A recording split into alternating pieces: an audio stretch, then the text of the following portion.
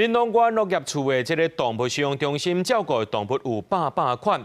这个农业处讲呢，这个特殊宠物或者是动物经过14天的公告，若准无主人来甲因带倒转去，就会开放领养。不过领养进前呢，民众拢爱先评估过。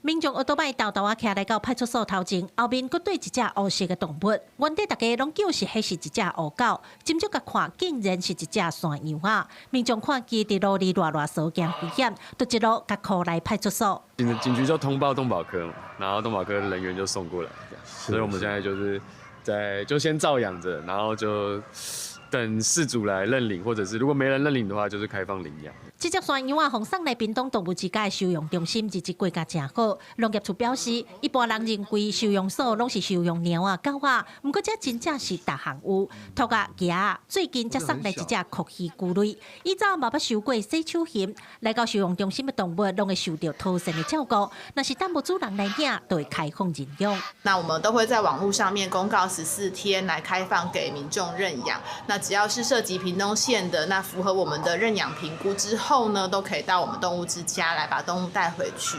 动物跟我们人一样，都是有感知的生命。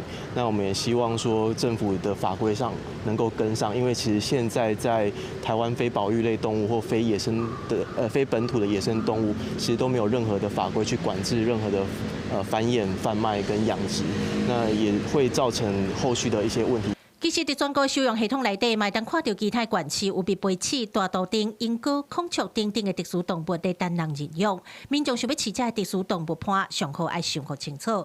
农业处也呼吁，无论是要来饲，还是要认养，一定爱家己当做一条生命来对待，唔通无下心机，就乌白等遐角。记者柯秉哲、柯家族、柯超勇综合报道。